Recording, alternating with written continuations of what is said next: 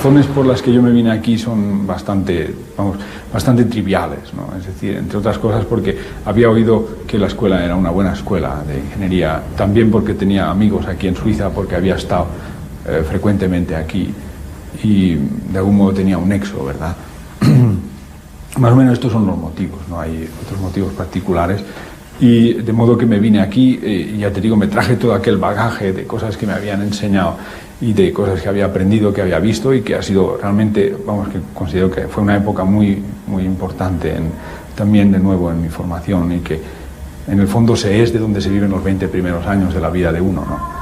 Y en ese sentido, pues estudié aquí ingeniería, me dediqué exclusivamente al estudio de la ingeniería, tuve algunos contactos marginales con gente, digamos, próxima a Aldo Rossi o a otros arquitectos que pasaban por la escuela de arquitectura, en particular a estos, pero de una manera muy tangencial y en realidad mi preocupación durante aquellos años fue el aprender la profesión de ingeniero lo mejor posible y me dediqué fundamentalmente a algunos aspectos particulares de la ingeniería, como es la estática en concreto o la mecánica aplicada.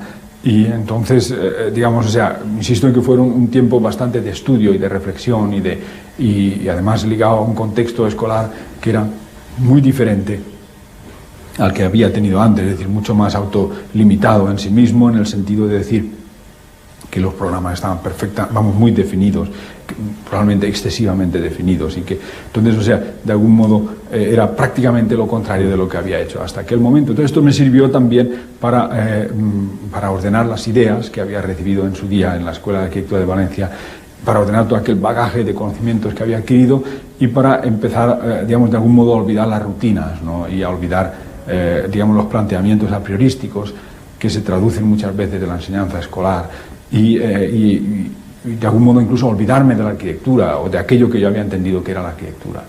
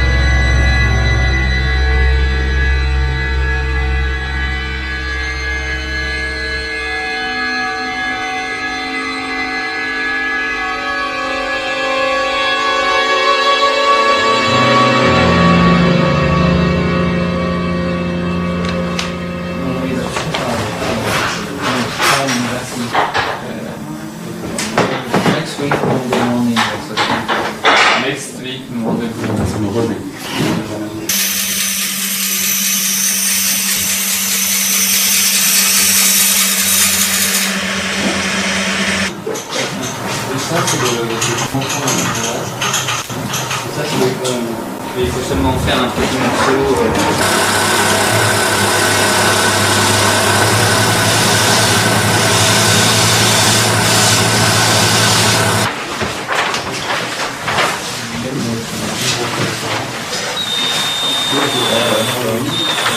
Jag tänkte att någon får klara av här. Kör då för det här.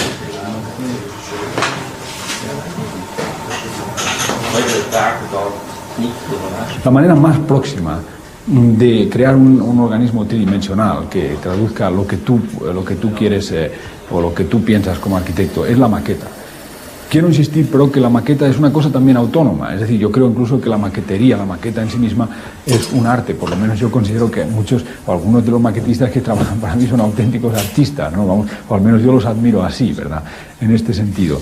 Entonces, a partir de ese punto de vista aparece pues un interés por mi parte en la maqueta en sí misma, ¿eh? Es decir, que en parte si yo hago tantas maquetas o si hago maquetas es debido al hecho de que me gustan las maquetas, es decir, de que yo considero que son unos objetos que tienen un valor artesanal y explicativo muy grande, ¿no? No tanto porque yo vea que una maqueta sea un elemento importante, es decir, de hecho, por ejemplo, hablando de me acuerdo en uno de haber visto la maqueta de la cúpula, que creo que la construyó Vasari sobre planos de Michelangelo, de la cúpula de San Pedro. Era una maqueta espléndida de madera.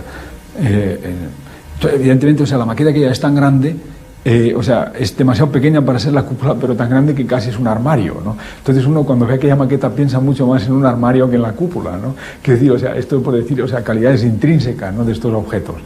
Entonces, quiero decir que, o sea, en realidad una maqueta pues tiene un valor en sí mismo, ¿no? O sea, la maqueta es una maqueta y quiero decir que por eso, o sea, yo de todos modos el trabajo con la maqueta me lleva por lo menos a la certeza de que cuando una maqueta es un objeto bello, probablemente la arquitectura está también bien, ¿no? O sea, quiero decir que cuando mirando una maqueta, ¿verdad?, te das cuenta que está proporcionada y que te gusta y que y además que la gente que la mira pues también está interesada por ella, pues puedes deducir, ¿verdad?, que lo que vas a construir luego, lo que pasa es que, o sea, son cuestiones puramente tangenciales porque lo que se construye después es muy particular, ¿no?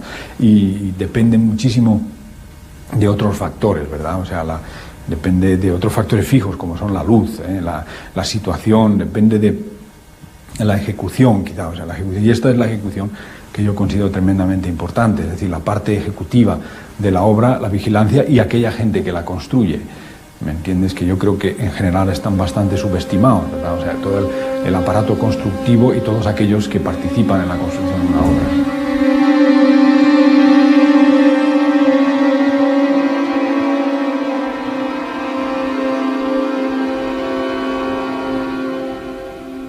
Es evidente que, o sea, que existe la metáfora, ¿no?, de emplear una casa, o sea, que tiene un esqueleto de esta manera, ¿no? O sea, es decir, una casa como un esqueleto de lo que sea, ¿no? Entonces, o esta casa es como un esqueleto, ¿no? Es decir, o sea, desde el punto de vista cultural existe una serie de asociaciones bastante particulares. Antes he dicho y he hablado bastantes veces de utilizar la medida del cuerpo como medida, o sea, cuando hablamos del problema de escala, hablar de la medida del cuerpo como medida de una cosa es también bastante importante. Es decir, o sea, que en el fondo, o sea, para parafrasear o por volver a repetir la frase de un famoso arquitecto del Renacimiento, pues es aquello de que la arquitectura depende de los miembros del hombre.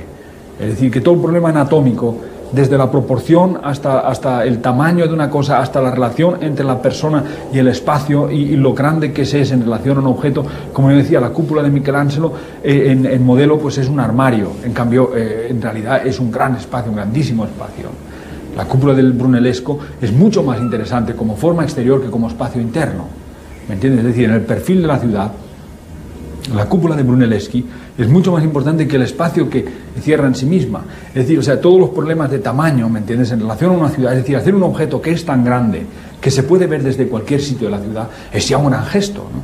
¿Me entiendes? ¿Por qué? Porque, o sea, ya no solamente va en relación al cuerpo del hombre, sino al cuerpo de un grupo de hombres que han consolidado una ciudad. Entonces aparece un objeto que es tan grande que se percibe perfectamente en la silueta de esta ciudad. Entonces todo este tipo de problemática es tremendamente importante porque al final vamos a parar a lo mismo, ¿verdad? Y es al tamaño no sé, de un hombre con los brazos abiertos o de una persona, ¿verdad? Y el tamaño de una mano y el tamaño de un pasamanos y el tamaño de un tubo y todo se reporta al fin y al cabo a esta persona que es el usuario. Entonces también se reporta a su esqueleto, es decir, se reporta a su esqueleto en el sentido, pero ahora, o sea, me interesa el esqueleto desde el punto de vista metafórico, ¿no? Es decir, por todas es decir, por ejemplo, en los tratados anatomistas de un determinado periodo, ¿verdad?, pues dibujan a esqueletos tocando el violín o dibujan a esqueletos haciendo actividades humanas. Entonces, o sea, en realidad tiene una doble connotación, ¿verdad? Porque el esqueleto en realidad nosotros lo asociamos también a la muerte, por ejemplo, ¿no? Entonces, o sea, todo este contexto, ¿verdad?, es tremendamente interesante, es tremendamente inmediato y tremendamente sugestivo, ¿verdad? Al mismo tiempo tremendamente eficaz, ¿no? No tanto desde el punto de vista del símbolo, sino por su eficacia portante y constructiva. Es decir, que cuando uno construye a partir de pautas esqueléticas, pues está trabajando bastante dentro de un contexto ingenieril en el que, por ejemplo, el vocabulario puede estar hecho de barras y de nudos y está hecho de barras, además, cuya sección no es solamente un tubo, porque se dispone solamente de un prefabricado que es un tubo, sino que está hecha a lo mejor de una sección variable que se adapta a las fuerzas determinadas, como en realidad el caso de los esqueletos de las personas o de los animales es referido al campo gravitatorio, es decir, a partir de una optimización más o menos, digamos, en todo caso genial, ¿verdad?, de la naturaleza, ¿me entiendes? Resulta que estas estructuras pues no disponen normalmente de más materia de aquella estrictamente necesaria, lo cual pues les da unas formas muy particulares que no son muy inmediatas porque somos al fin y al cabo nosotros mismos. Entonces, en este sentido, O sea, y a partir de toda esta referencia, ¿verdad?, siempre a la persona y al individuo, o sea, quisiera quizás subrayar dos cosas. De una parte, pues que es un camino también muy directo a un determinado humanismo, es decir, a una determinada relación con el individuo, porque que al fin y al cabo es el usuario y al fin y al cabo es el centro y el centro de un cosmos que nosotros conocemos, o al menos tal y como nos lo planteamos a partir de las premisas culturales de nuestra época. Entonces, al mismo tiempo, tiene también una... O sea, es decir, en el fondo, que se trata de un sistema muy generoso de aproximación al problema de resolver es decir, o sea, y a la búsqueda de un vocabulario para resolver un determinado problema. Y que desde mi punto de vista, y muy a pesar de a lo mejor de conocimientos a priorísticos y de que yo esté hablando de arquitectos continuamente, hoy por hoy me parece mucho más próximo esta aproximación al problema, es decir, este esbozo somero de un humanismo hecho de proporciones y de mesuras y de formas estructurales de huesos, está mucho más próximo al mundo del ingeniero y al mundo o sea, es decir, la visión del ingeniero y la contemplación y el punto de vista del ingeniero frente a la naturaleza deriva mucho más de este humanismo que a lo mejor la aproximación del arquitecto hoy por hoy, que es mucho más abstracta. Es decir, o sea, yo creo que incluso diría yo que no tanto en la elección de sus modelos estructurales, en la que el ingeniero trabaja de una manera puramente abstracta, es decir, un modelo estructural para la resolución, es decir, aquello que el ingeniero suministra al computador o con lo que es una imagen puramente abstracta de una realidad, además de una pureza abstracta, o sea, es una auténtica, es una pura creación del espíritu, ¿no? Por aquí decir, o sea, de la inteligencia, ¿no? Estos esquemas con los cuales se trabaja para reconocer por analogía el comportamiento natural y real de la estructura, pero al mismo tiempo, es decir, en su filosofía y en sus orígenes de su filosofía, el ingeniero está mucho más próximo a todas las problemáticas naturales. Desde mi punto de vista, también puede ser el personaje mucho más sensible, o digamos el personaje sensible a todo el problema ecológico, de planteamiento paisajístico de obras, de planteamiento de las consecuencias paisajísticas que una obra, o del impacto que una obra puede tener en un contexto, tanto desde el punto de vista, digamos, de emisiones como de paisaje, etcétera, etcétera. Y en ese sentido yo suscribo hoy por hoy, sobre todo en el momento en que el ingeniero deje de determinados esquemas de comportamiento que le son propios porque le son de rutina, es decir, por su formación y por su actitud respecto al contexto, pueda derivar mucho más rápidamente en este sentido que a lo mejor el lenguaje que le es común a los arquitectos. O sea, digamos, al arquitecto como personaje puesto dentro de un contexto constructivo, es decir, arquitectos ante ingenieros.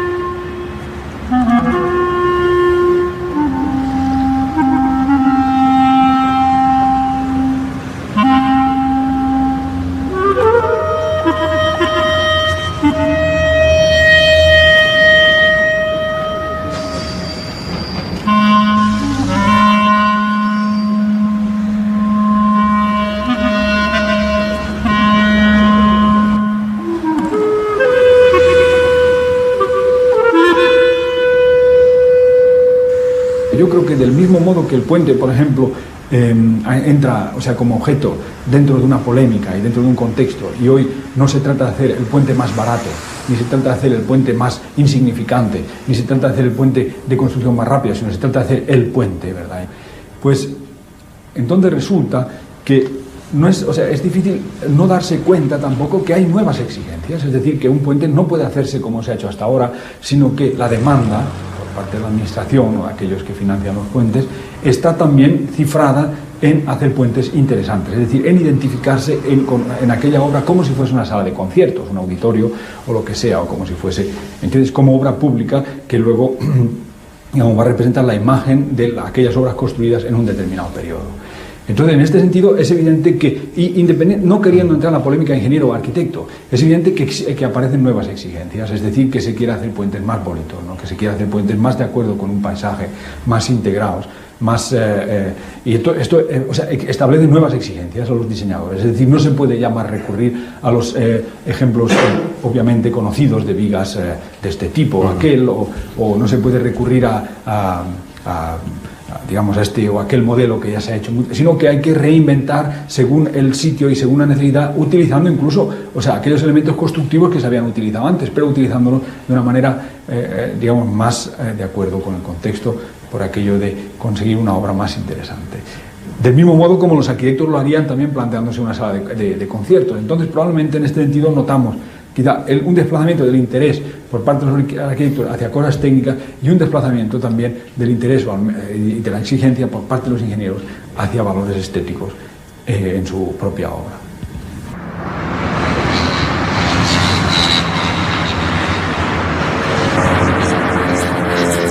Yo en realidad lo que soy es un formalista, ¿verdad? O sea, si es que, además, o sea, digo una palabra que en mis tiempos era una palabra tremendamente, ¿cómo se llama? Muy, vamos, seguramente, o sea, si se me puede hacer alguna crítica brutal y despiadada, es la de ser un formalista. No tanto quizá, o sea, en el contexto de los...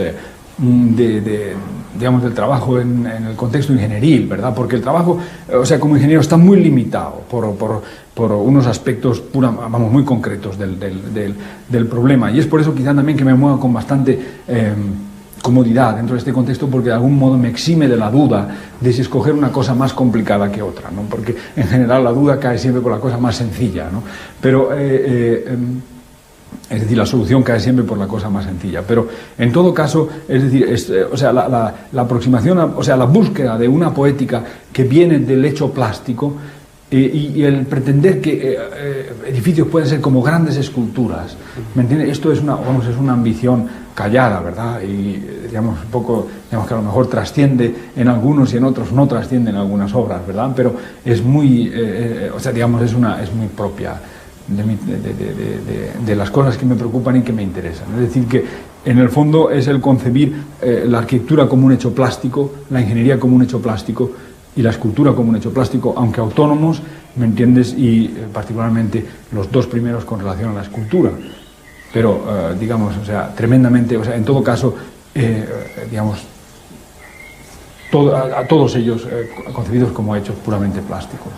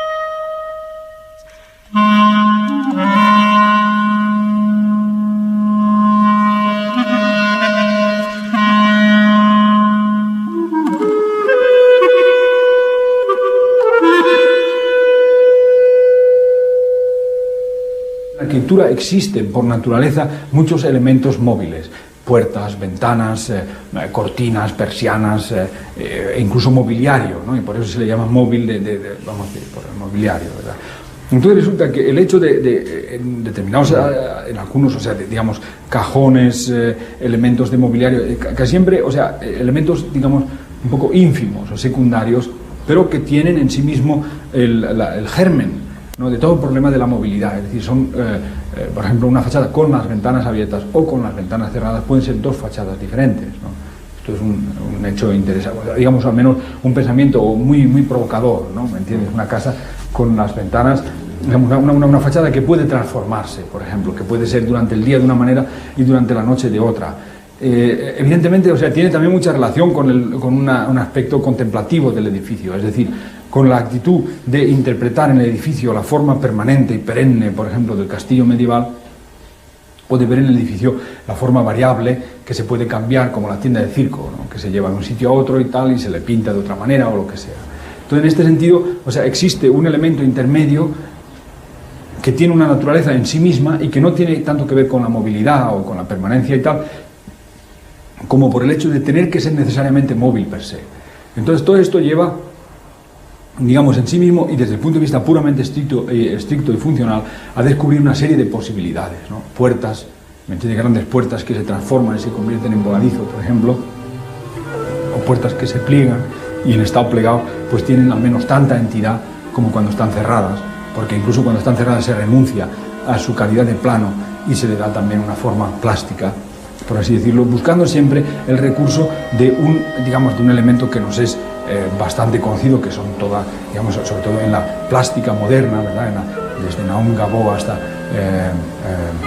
Mohoy Nagy o, por ejemplo, Calder, o uno de estos grandes escultores de nuestro siglo, ¿verdad? En el que el elemento cambiante sea de una manera casual, condicionado por el viento, condicionado por la frecuencia propia del elemento o por los impulsos de luz, o por el hecho del individuo que mueve sencillamente el elemento, pues, o sea, viene a ser, es decir, se saca partido de esta, ¿cómo diría yo?, de esta metamorfosis formal, de la cosa que puede ser ella misma y transformarse en otra diferente y volver a ser ella misma. Esto yo encuentro que es un tema bastante interesante, pero digamos que tampoco es nuevo y que en el fondo, digamos, en determinados proyectos, en casi todos los que he podido, he seguido de una manera bastante obsesiva. Ahora de momento, por ejemplo, estamos haciendo las cubiertas para un restaurante en el que, digamos, se trata de hacer un restaurante que tiene unas cubiertas que se mueven y tal. Pero también el aparato de movilidad, el tener dos estados, es decir, de que una cosa no esté perfectamente definida en una forma, sino que tiene que estar en dos estados colapsables, incluso en etapas intermedias definidas, pues es bastante, digamos, es muy excitante, ¿no? O al menos es muy, yo diría que es todo un campo que a mí me interesa particularmente. Por otra parte, digamos, existe también, volviendo de nuevo al marco genérico de la discusión, pues yo diría lo siguiente, que existe es decir, que en sí mismo requiere todo un aparato técnico, me comprendes, que también es muy interesante en sí mismo, es decir, que no se trata, o sea, que se recurre, o sea, que hay que recurrir a aparatos, por ejemplo, como son articulaciones, que hay que recurrir a motores, que hay que recurrir, y entonces esto pone también, o sea, lleva en sí mismo una complejidad que puede ser, yo diría incluso, no sé, pienso, por ejemplo, aquí en Suiza hay un escultor que se llama Tange Lee, que es un hombre que hace esculturas móviles, ¿verdad?, de un movimiento relativamente caótico, pero en el que los motores incluso forman parte de este contexto y que son, pues, piezas fundamentales, ¿no? Entonces quiero decir que con todo esto lo que, o sea, llegas a quizá por llevarlo a un origen, ¿verdad?, es que si yo tuviese de algún modo que resumirlo en muy poco, ¿no?, en una fórmula, el problema de la dinámica con relación a la estática, es que la fuerza en realidad no es más que un movimiento congelado, ¿no?, por así decirlo. O sea, las fuerzas son movimientos que no acaban de serlo. Esto es una interpretación bastante interesante. De hecho, la fórmula habitual de las fuerzas, ¿verdad?, es masa por, habitual, es decir, la que nosotros conocemos, en la que nos introduce la mecánica clásica de fuerza, es igual a masa por aceleración, siendo la masa un elemento estático, es decir, un elemento inherente a la materia, y en cambio la aceleración, pues, es la componente dinámica o cinemática de esta fórmula. Entonces, en este sentido, es decir, o sea, se podría decir de algún modo que fuerzas, o que las fuerzas son como si fuesen elementos, es decir, movimientos congelados. Es decir, o sea, una fuerza es algo que está a punto de pasar, pero que no ha pasado, ¿no? Una especie de espada de Damocles que si se rompiese, pues podría producir una catástrofe, ¿no?, algo por el estilo. Entonces, en este sentido, digamos, la aproximación al problema de la fuerza es mucho más interesante, ¿no? Es mucho más, es decir, y al mismo tiempo, o sea, digamos, es como si, o sea, en el momento en que una fuerza se convierte en un movimiento, es ya mucho menos interesante que en el momento aquel en que está a punto de convertirse en un movimiento. Toda esta polémica yo la he estudiado un poco a nivel de mis recursos, o todo este campo, pues lo he estudiado en algunas esculturas. Ahí, por ejemplo, tengo una escultura de cubos blancos superpuestos, verticales, en que, digamos, la verticalidad y el camino de la fuerza está mucho más claro que en aquella en que los mismos cubos, sencillamente por un desplazamiento hacia adelante, aparece como un elemento tensional de gran importancia, en el que el sentido del movimiento juega un papel muy importante. Sería algo así como pasar de determinadas esculturas griegas, en el segundo caso, a determinadas esculturas egipcias, en el primer caso, ¿no?, en que el hieratismo y la verticalidad juegan un gran papel en la escultura egipcia, y en cambio en la escultura griega el movimiento o el movimiento congelado, o incluso en la época más clásica, la idea del movimiento, es decir, aquello que acontece en el momento antes de empezar el movimiento, es de una gran importancia. Entonces, si te das cuenta, o sea, hay todo, o sea, en determinadas épocas, pues el hecho de la anatomía ha tenido una gran importancia, y también el hecho del movimiento, es decir, la anatomía reportada al movimiento e incluso a la idea del movimiento, es decir, el discóbolo. El discóbolo lo conocemos en la posición justo antes de lanzar el disco, es decir, o sea, justo antes de lanzar, es decir, donde toda la tensión y toda la idea del movimiento que se va a producir en ese momento está implícita, o justo antes de disponerse a lanzar el disco, ¿no? ¿Me comprendes? En posición vertical, es decir, que, o sea, la idea, o sea, cuando el símbolo y el contexto que se está haciendo representa muchísimo más una idea de un acontecimiento que todavía no se ha desencadenado.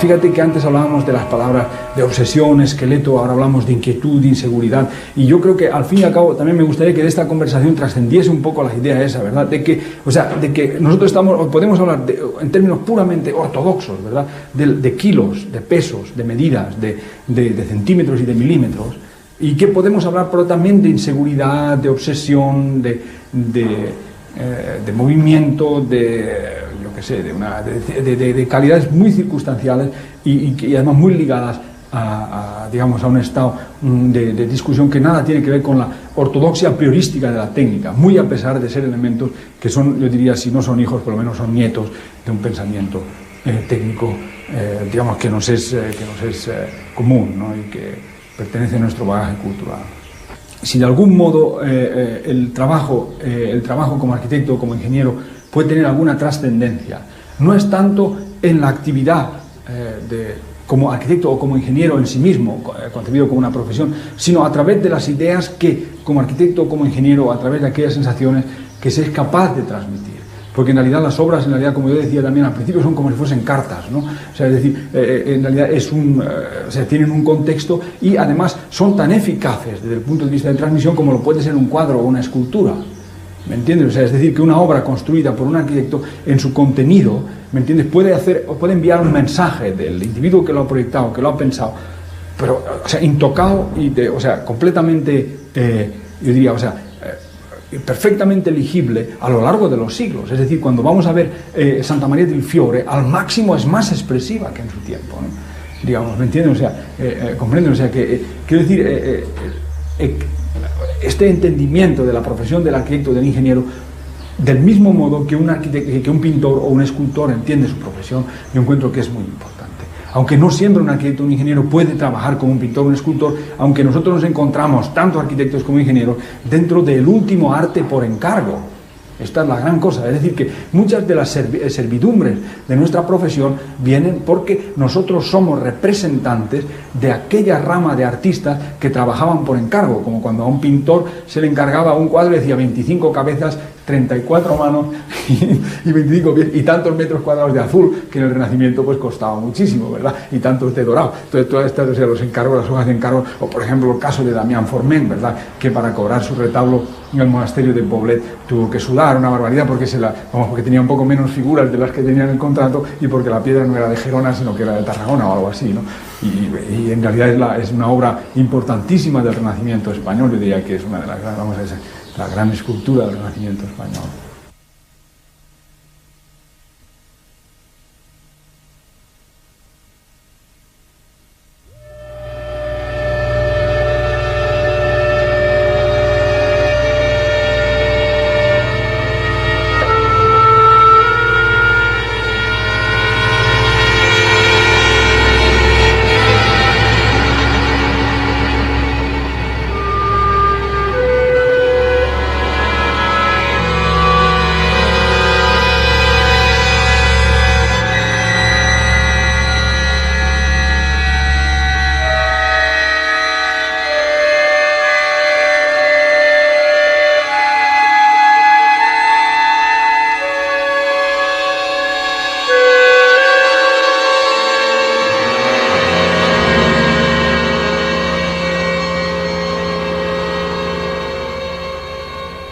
hay una visión bíblica, ¿verdad?, de Dios alfarero, ¿verdad?, que infunde a través de un soplo vida a la materia inerte. Yo no creo que un arquitecto es eso. Yo creo que en realidad, o sea, sí que creo que las obras tienen vida propia y que viven en sí, o sea, que viven de una, es decir, como si la arquitectura fuese un don que viene dado a una obra y que no depende del arquitecto, porque a lo mejor un arquitecto se puede forzar una barbaridad, puede poner todas sus energías y a lo mejor pues le sale una chapuza, ¿verdad? Quiero decir que la arquitectura es una cosa, digamos, o sea, como cosa autónoma y como vida de la obra, ¿verdad?, es una cosa independiente desde mi punto de vista, o bastante independiente del trabajo del arquitecto, y además, o sea, como ente, o si estuviésemos en tiempos de los dioses, de los griegos, tendríamos que definirla como una especie de esa o algo así, pues tremendamente caprichosa, ¿verdad?, la arquitectura, ¿verdad?, en el sentido de que, digamos, se complace a lo mejor en dar mérito a cosas insignificantes y a cosas que a priori se les da una gran importancia, pues resulta que son unos churros increíbles, ¿no? O sea que, de modo que es vamos, en este sentido, esto referido a una visión de la vida propia de las obras, si es que de algún modo se podría establecer un contexto metafísico, ¿verdad?, es decir, que digamos que aquello que se ha construido tiene un valor per se y tiene una vida per se. Por otra parte, o sea, y siempre como analogía o desde el punto de vista metafórico, yo creo que se ha empleado muchas veces el hecho de decir que o sea, decir, por ejemplo, la respiración exacta de un edificio, la respiración de un edificio, o hablar del sistema nervioso de un edificio, hablando, por ejemplo, de los cables y todas estas cosas, o hablar es decir, o sea, existen muchas analogías formales, o por ejemplo, la lectura de la planta de la Santa Croce, por ejemplo, de Brunelleschi, como un cuerpo humano. ¿Me entiendes? Es decir, o sea, el hecho de que se compare a una arquitectura como un organismo, esto es muy corriente. O descripciones, por ejemplo, de Víctor Hugo sobre Nuestra Señora de París, en que la compara con, o sea, el interior particularmente a una especie de monstruo antediluviano o un monstruo de dos cabezas por fuera, ¿no?, etcétera, etcétera. O sea, quiero decir que esta visión así animalística de la arquitectura o fabulosa, ¿no?, de fábula, ¿verdad?, es muy común y forma parte de todo el aparato legendario o de todo el aparato cultural o todo el aparato de asociaciones culturales que se pueden atribuir a un objeto.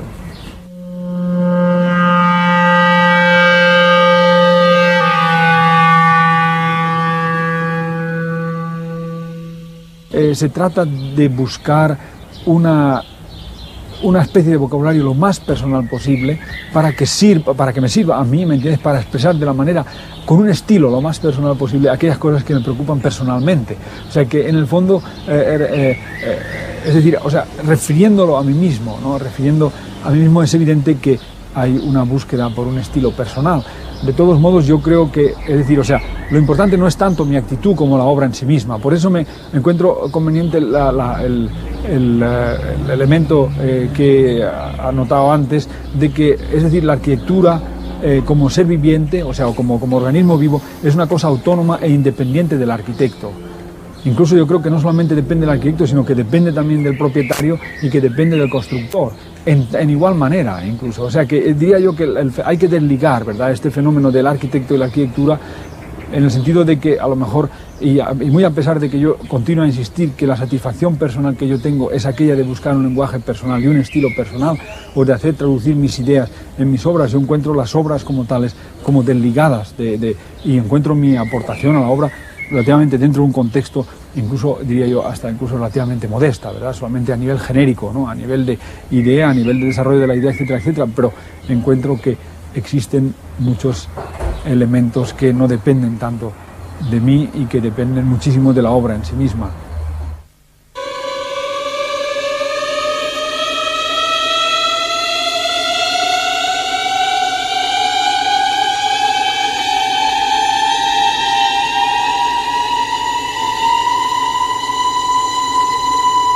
Todo lo que es forma ha sido diseñado, ¿no? Y en este sentido ha sido diseñado por el autor del proyecto o por un tercero del que se ha adquirido el diseño correspondiente.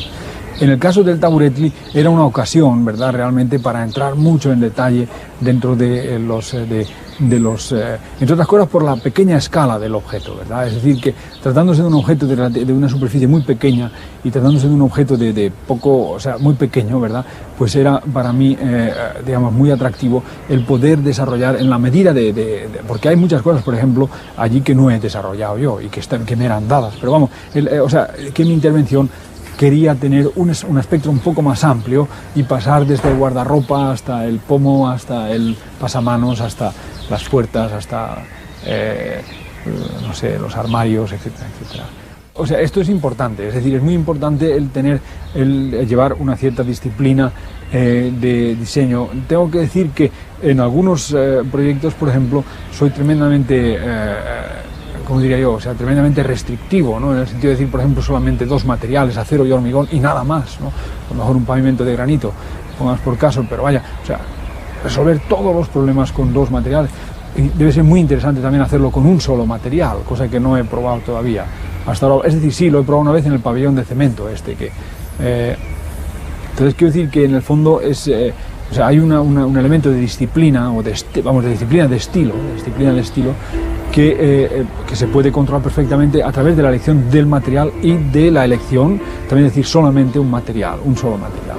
Por otra parte, en el caso del Taburetli, concretamente, por ejemplo, pues hay determinados elementos, es decir, o sea, se trata de una parte de crear una sala, se trata de introducir unos elementos sobre el único plano en el que arquitectónicamente se está libre, que es la cubierta, y luego crear una especie de paisaje de sillas que lo único que tienen es, digamos, que en mi caso pues se quería establecer un acento provocativo, muy provocativo. En realidad en el principio eran taburetes, ¿verdad? Eran taburetes porque el teatro se llama taburete, pero solamente a petición del propietario pues pasamos a hacer sillas, además a través del modelo muy parecido al que tengo detrás de mí, que es un taburete al que se le ha puesto un respaldo, ¿verdad? O en el que tú estás sentado ahora mismo, ¿no? Es decir, que es muy... Pero vamos, o sea, estos planteamientos son ya quizá... Es decir, en un caso así no se puede ir a una ortodoxia tan estricta como la que se podría haber ido. Quizá, o sea, a lo mejor es la ocasión perdida, ¿verdad? Porque hubiese sido también interesante pensar todo en madera, ¿verdad? La cubierta en madera, los muros en madera y todo el mobiliario en madera. Hubiésemos tenido probablemente problemas con la policía, con los bomberos, vaya, por el caso de... Pero bueno, en fin, o sea, en todo caso yo encuentro que es muy importante el control del efecto global a través de una restricción del punto de vista material.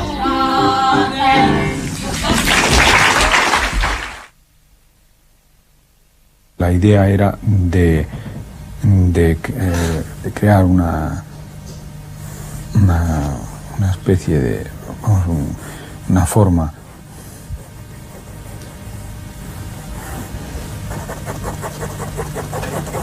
que fuese capaz de reaccionar a diferentes aspectos, por ejemplo, el hecho de ocupar un mínimo de suelo, es decir, la diferencia entre esto y esto es evidente, ¿verdad? Es decir, aquí tenemos el mismo volumen, pero la superficie ocupada de suelo libre es mucho mayor.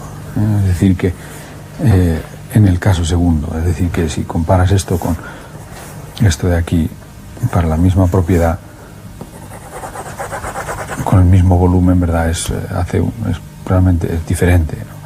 Entonces, en este sentido, digamos, queríamos crear unos habitáculos relativamente pequeños, ¿verdad? Que se integrasen dentro de la propiedad. Pues esto es en planta, ¿verdad? Pues nos hubiese salido una cosa así. Entonces aquí no te quedan más que esquinas para pasar alrededor, y en cambio aquí pues quedan espacios bien definidos delante y detrás, con accesos laterales de este tamaño, que siguen sirviendo y que permiten la vida al exterior y el ajardinado, etcétera, etcétera. Entre otras cosas también por dejar el terreno libre, por dejar que el agua siga, el agua de la lluvia pues siga entrando dentro de la tierra, etcétera, etcétera. Entonces nos parecía conveniente también, y siempre a partir de este modelo de casa, el abrir la cubierta por arriba en un determinado sitio para dejar entrar el sol.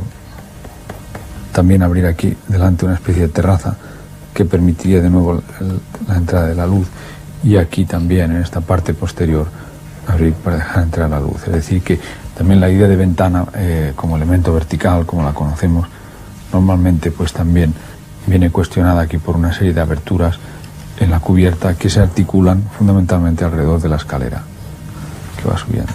Entonces la escalera es un elemento transparente, y alrededor dado que la vivienda tiene 3 plantas, alrededor del cual se desarrolla la vida en el interior de la casa, porque prácticamente todo es hormigón.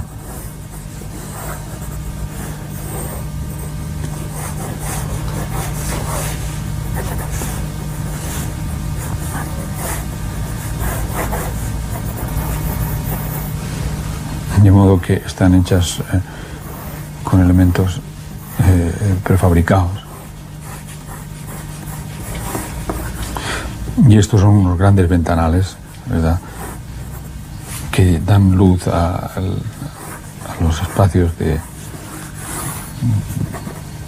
comunes de la casa, y arriba, aquí con unas aberturas laterales.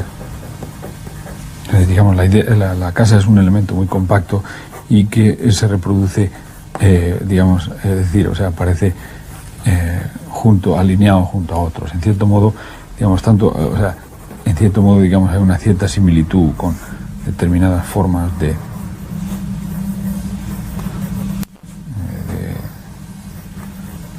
automóviles o cosas por el estilo. No por aquí de hacer una casa como una máquina, tanto como por el hecho de recoger una poética, digamos, de situaciones muy rudimentarias, como son los coches aparcados unos al lado del otro. Entonces, aparte tenemos, digamos, hemos dispuesto un garaje de grandes dimensiones, de 60 plazas para todas las casas, pero digamos, la idea es de recoger un poquito, es decir, de pensar que las casas pueden tener una cierta similitud con un vehículo y que en realidad lo que están es aparcadas unas al lado de las otras, como decía yo, más bien a la búsqueda de una poética de situaciones muy rudimentarias de periferia, como son los coches aparcados en las calles, etcétera, etcétera, dentro de un esquema de ajardinado bastante potente, espero yo, que le quite un poco el carácter de artificialidad, de modo que la perspectiva de todo este conjunto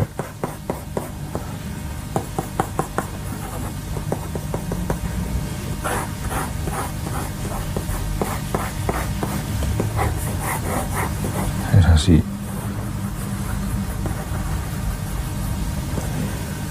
Y digamos, en vez de tener focos y lámparas e historias, pues lo que tenemos son caminos que marcan perfectamente el acceso individual a cada una de las casas situadas lateralmente. Evidentemente se puede también acceder por dentro del garaje y subir por las escaleras a cada una de las casas.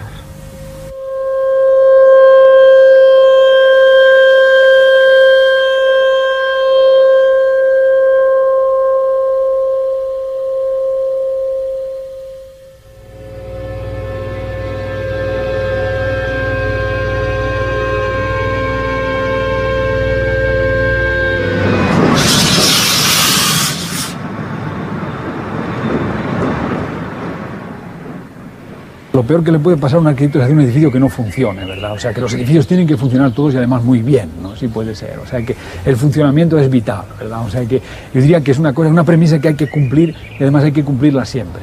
Y si alguien se aleja de planteamientos funcionales en función de determinados planteamientos, lo que hace a lo mejor es introducir contradicciones interesantes dentro de la obra en sí misma.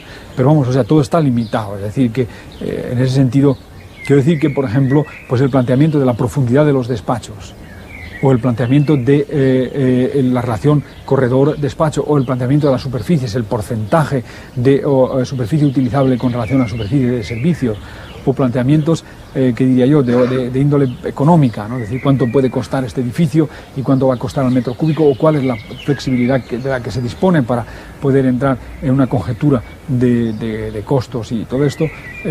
Pues esto yo creo que es muy importante también dentro de la obra, aunque sean muchas veces, o sea, cosas ligadas, o sea, aunque sean cosas mundanas, y aunque sean cosas que tienen que ver, digamos, con la relación arquitecto-cliente y que tienen relativamente a lo mejor a priori poco que ver con la arquitectura, pero que también son fundamentales porque luego imprimen la elección del vocabulario. Es decir, más allá de los problemas formales, pues a lo mejor escoges determinados materiales porque son más económicos o porque sabes que el precio al metro cuadrado de tal y tal tipo de pavimento es mucho, y esto evidentemente forma parte de toda la discusión respecto a la arquitectura.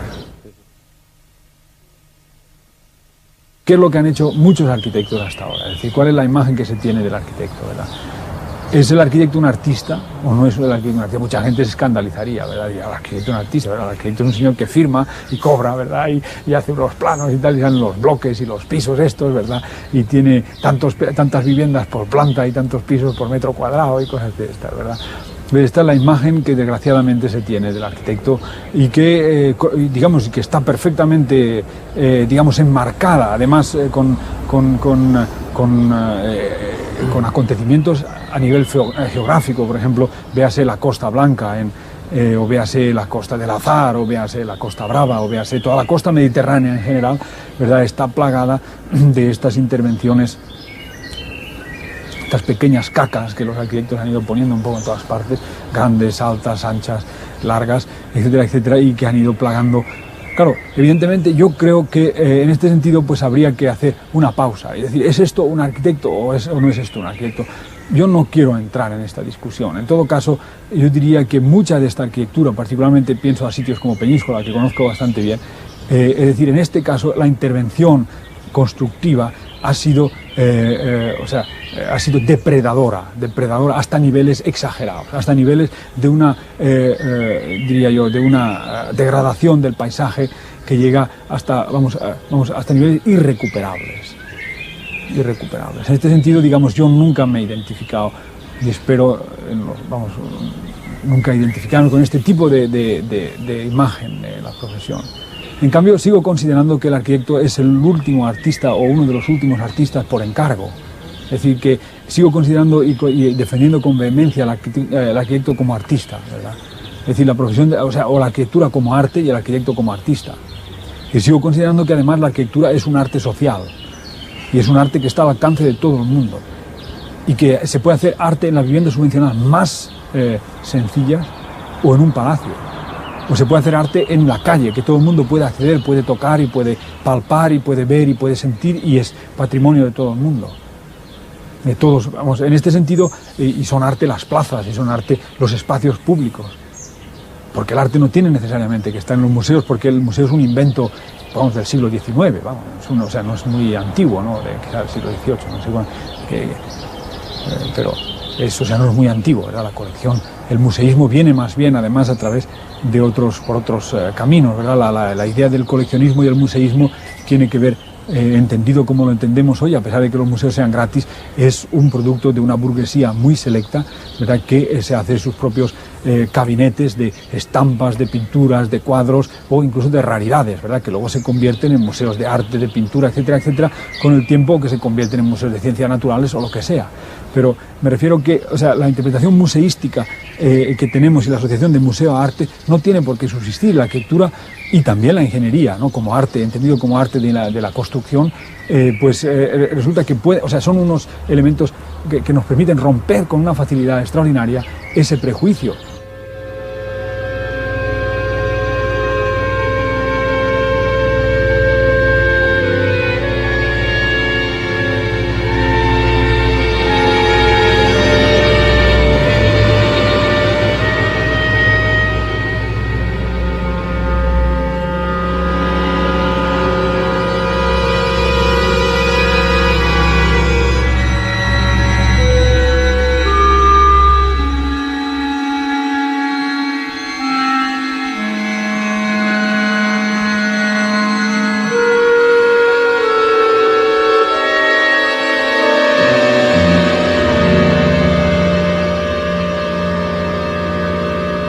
Una cosa importante desde mi punto de vista es el hecho de ver que han cambiado las cosas, en el sentido de decir que si se mira a los años 50 particularmente, los años 50 en toda Europa en general es una época de reconstrucción, ¿verdad? Es una época en la que además hay grandes movimientos migratorios internos, ¿no? Una gran parte de la población rural pasa a las ciudades, etcétera, etcétera. Entonces esto crea una demanda desmesurada, ¿verdad?, de viviendas a través de unos fenómenos migratorios completamente incontrolados. Véase la periferia de Barcelona, por ejemplo, la de Madrid, etcétera.